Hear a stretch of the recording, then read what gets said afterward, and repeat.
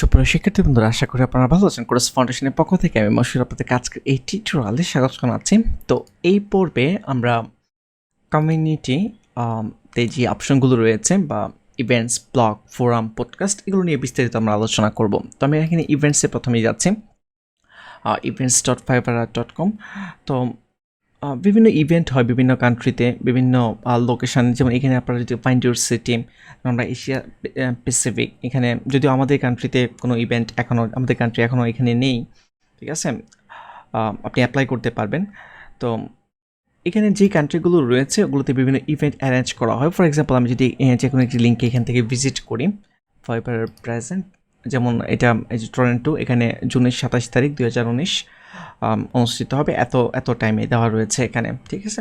তো বাংলাদেশে যদি কখনও কেউ ফাইবার থেকে অফিসিয়ালি ইভেন্ট অ্যারেঞ্জ করা হয়, তাহলে আপনি এখানে এশিয়া প্যাসিফিক এখানে আপনারা অপশন পাবেন। ওকে, আর এখানে একটি ভিডিও রয়েছে, ভিডিওটি আপনারা দেখে নিতে পারেন। এছাড়াও এখানে আরও আর্টিকেল রয়েছে, এগুলো আপনারা দেখতে পারেন, তাহলে আশা করি যে ভালো একটি আইডিয়া পেয়ে যাবেন। ওকে, ক্রস করে দিচ্ছি। তারপর হচ্ছে ব্লগে যাচ্ছি। তো blog.fiverr.com, এখানে দেখেছে দ্য টু ডু লিস্ট, আপনারা এখানে মাঝে মাঝে ভিজিট করতে পারেন। এই জায়গায় অনেক ভালো ভালো টিপস পাওয়া যায়, ঠিক আছে। আর ব্লগ পড়াটা ভালো, অলওয়েজ ব্লগ পড়বেন। যখন আমি কোনো স্টুডেন্টকে এই ওয়েব ডিজাইন বা ওয়ার্ডপ্রেস নিয়ে কোনো কিছু শেখাই, আমি অলওয়েজ স্টুডেন্টদেরকে ইন্সপায়ার করি যে ব্লগ পড়ার জন্য, কারণ হচ্ছে ব্লগ না পড়লে কিন্তু আপনি অনেক কিছুই মিস করবেন, ঠিক আছে। তো ব্লগ পড়বেন, এটা ভালো।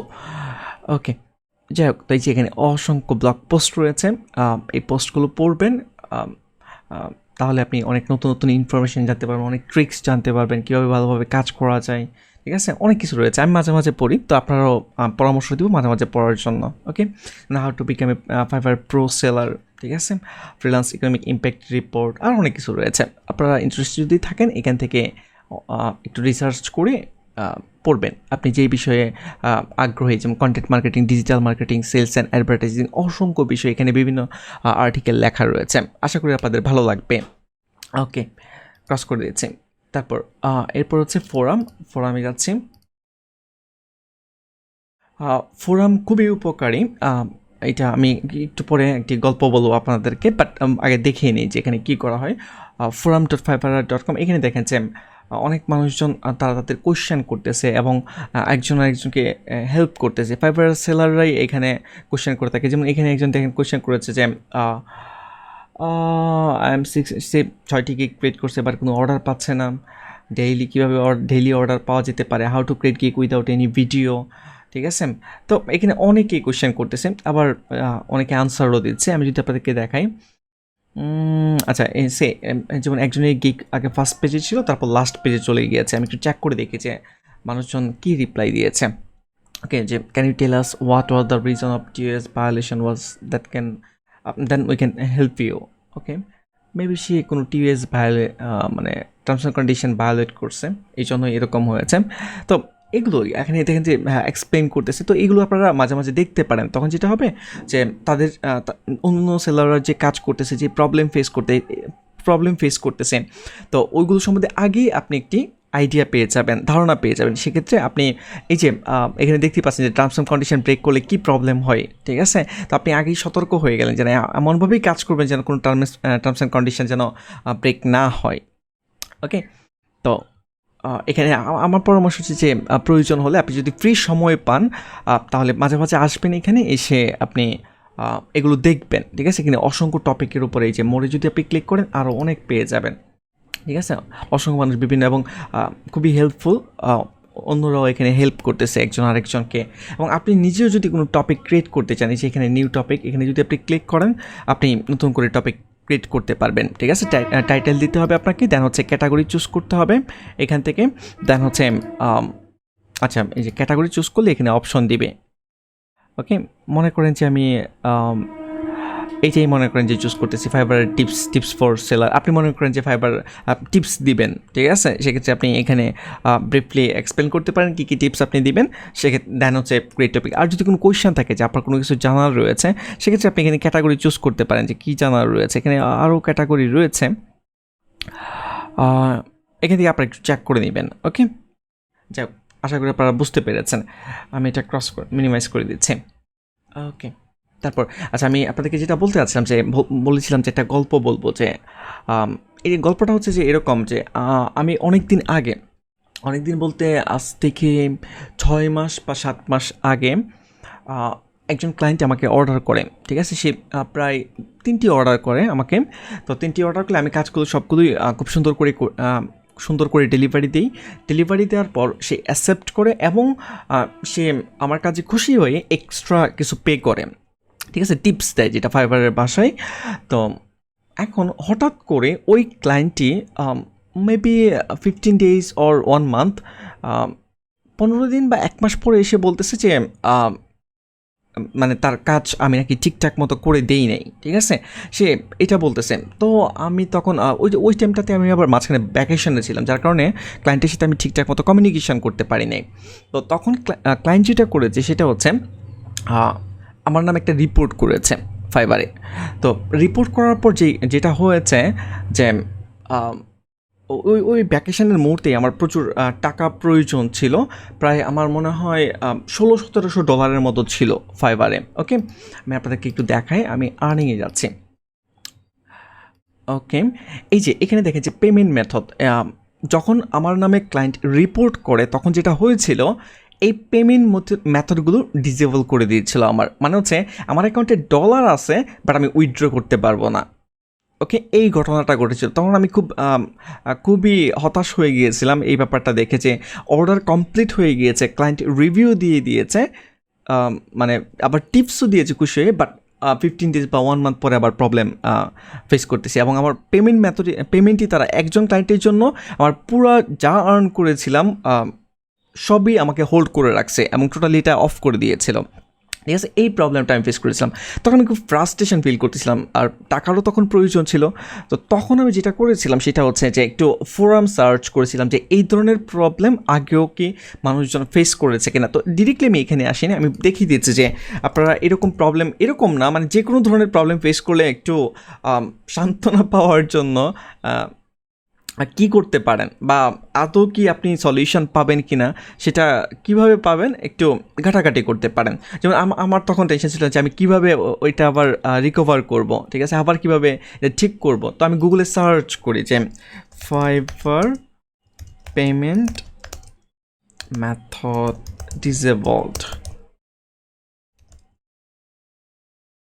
ওকে, এখানে দেখেন যে উইথড্র অপশন ডিসেবল, আরও এখানে সার্চ করলে চলে আসবে। যাই হোক, আমি এটা লিখে সার্চ করেছি।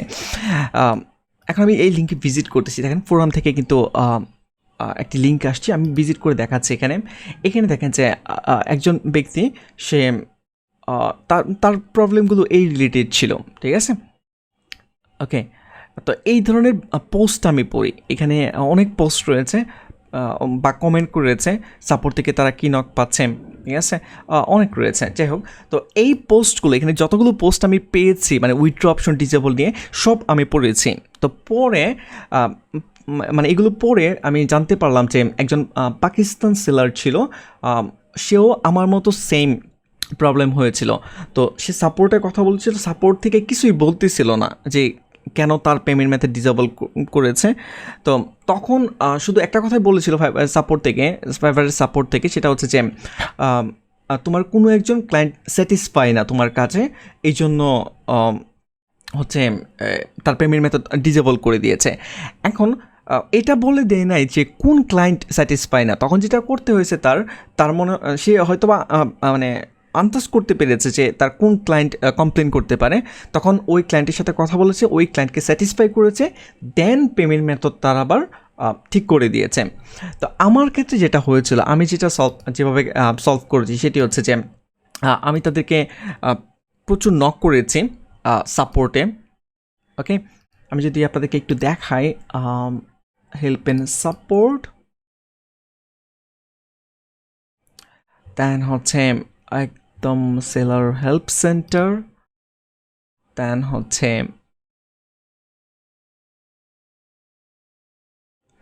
দেন কন্ট্যাক্ট আস, ওকে, মাই অ্যাক্টিভিটি,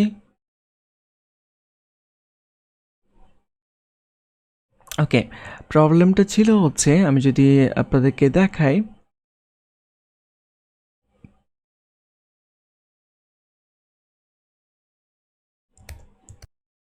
এটা দেখতে পাচ্ছেন যে রিগার্ডিং ইউর রিসেন্ট অর্ডার, এটাতেই প্রবলেম। সো আমি অনেকবার ফাইবারে নক করেছি, দেখতে পাচ্ছেন অনেকবার আমি তাদেরকে নক করেছি বিভিন্ন বিষয়ে। যখন আমি প্রবলেম ফেস করেছি, কোনো কিছু জানার দরকার, আমি তাদের কাছ থেকে হেল্প নেওয়ার ট্রাই করেছি। ওকে, এই যে রিগার্ডিং ইউর রিসেন্ট অর্ডার, আমি যদি এখানে চাই, এই জায়গায় দেখেন এই যে এই মেসেজটি তারা দিয়েছিল। আর যখনই পেমেন্ট মেথড হোল্ড করেছিল, আমি তারা আমাকে এখানে ফাইবারে কোনো নোটিফিকেশান দেয় নাই, আমি মেল পেয়েছিলাম, আমাকে মেল দিয়েছিল, বাট আমি ইমেল চেক করি নাই, যার কারণেও তারা আমার পেমেন্ট মেথড হোল্ড করারও আমি মনে হয় 10 দিন পরে এটা বুঝতে পারি। যখন আমার উইথড্র দরকার, যখন আমি আর্নিংয়ে গিয়েছি, তখন বুঝতে পারি যে তারা কোনো না কোনো কারণে, তখন আমি এই জায়গায় যখন আসি, আসলে মূলত আমি কেন আসছিলাম, আমি আসলাম যে আমার পেমেন্ট মেথড হোল্ড হয়ে গেছে, আমি তাদেরকে সাপোর্টে নক করবো, এই জন্য এখানে আসছিলাম।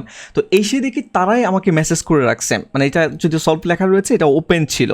তখন আমি তাদেরকে রিপ্লাই দেওয়া স্টার্ট করি, এই যে স্ক্রিনশট সহকারে আমি স্টেপ বাই স্টেপ তাদেরকে এখানে মানে কনভিন্স করার ট্রাই করি, ঠিক আছে। তো তারপর তারা এটা সলভ করে দেয়, ঠিক আছে। তো এখানে আরেকটা ব্যাপার রয়েছে যে আমার হয়তো বা লাক ভালো ছিল, যে ক্লায়েন্টের সাথে ঝামেলা ছিল ওই ক্লায়েন্টেও তখন মনে হয় যেমন ওই ক্লায়েন্টের সাথে আমি কি বলে কন্ট্যাক্ট করার ট্রাই করেছি, বাট তাকে মেসেজ দিলে দেখা গেছে যে 7 দিন 8 দিন পর সে আমাকে রিপ্লাই দিচ্ছে, ঠিক আছে।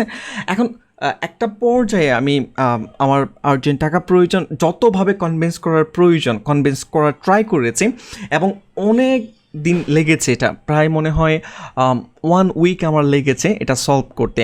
প্রবলেমটা হচ্ছে যে ফাইবারের সাপোর্টে যেটা হয়, মনে করেন যে সাপোর্টে নক করলে একজন সাপোর্ট দিচ্ছে, এখন একজন সাপোর্ট দেওয়ার পর আমি যখন আবার দ্বিতীয়বার রিপ্লাই দিব, তখন আগে যাকে আমি রিপ্লাই দিয়েছি সে সাপোর্ট না দিয়ে অন্য আরেকজন আসে, ঠিক আছে। অনেক সময় ওই ব্যক্তি আসে, বাট অনেক সময় অন্য ব্যক্তি আসে, তখন তাকে আবার নতুন করে সব কিছু বুঝাইতে হয়। এই প্রবলেমটা আমি ফেস করেছি। তো মোটামুটি টাইম লেগেছে সলভ করতে। তো আশা করি যে আপনারাও এরকম যদি কোনো প্রবলেম ফেস করেন, আপনারা এখান থেকে দেখতে পারেন সাপোর্ট থেকে, তাহলে আইডিয়া পাবেন যে এই প্রবলেমগুলো আসলে কি সলভ হয় কিনা। তো আমার কিন্তু কনফিডেন্সটা ছিল, যখন আমি ওই পাকিস্তান যে সেলার ছিল তার অ্যাকাউন্ট পরে রিস্টোর হয়েছে, মানে সে বলেছে যে তার অ্যাকাউন্ট ঠিকঠাক করে দিয়েছে। তা আমি তখন কনফিডেন্স মানে ভালো লেগেছে যে তার অ্যাকাউন্ট যেহেতু প্রবলেম হওয়ার পর সলভ করে দিয়েছে, তাহলে আমার অ্যাকাউন্টেও কিন্তু সলভ করে দিবে, হয়তো একটু টাইম লাগবে, ঠিক আছে। তো একটা সময় কিন্তু আমিও আমার অ্যাকাউন্টেও কোনো প্রবলেম হলে তারা আবার ঠিক করে দিয়েছে, ঠিক না। তো সাপোর্ট আসলে ফোরাম আসলে অনেক উপকারী, তো এগুলো একটু আপনারা বাসায় দেখবেন মাঝে মাঝে। ওকে, তারপর কমিউনিটিতে পডকাস্ট, আমরা এটা নিয়ে একটু আলোচনা করি। ওকে, এখানেও বিভিন্ন পডকাস্ট রয়েছে, আপনারা এগুলো দেখতে পারেন। বিভিন্ন ভালো ভালো সেলার যারা রয়েছে তারা অনেক সময় পডকাস্ট করে থাকে। আমি যদি একটু দেখাই, এবার পার্সপেক্টিভ, এখানে একটি অডিও পাবেন, অডিওগুলো দেখতে পারেন। এবং এখানে অনেকেই চ্যাট করতেছে, রিপ্লাই দিচ্ছে। তো এগুলো চ্যাট না, সরি, রিপ্লাই দিচ্ছে, একজন আরেকজনকে যে কোয়েশ্চেন করতেছে তার আনসার দিচ্ছে। তো এগুলো একটু দেখতে পারেন, ঠিক আছে। অনেক অপশন রয়েছে। তো কমিউনিটি আসলেই হেল্পফুল যদি আপনারা নিয়মিত, আপনাকে যে ডেইলি ভিজিট করতে হবে এরকম না, যখন আপনি ফ্রি থাকেন একদমই, তখন বসে বসে বা শুয়ে শুয়ে আপনি এই জিনিসগুলো একটু পড়তে পারেন। এটা আপনাদের আশা করি যে হেল্প করবে। ওকে, তো এই ছিল কমিউনিটির ব্যাপারে বিস্তারিত। নেক্সট টিউটোরিয়ালে আবারও আপনাদের সাথে কথা হবে, সে পর্যন্ত ভালো থাকবেন, ধন্যবাদ।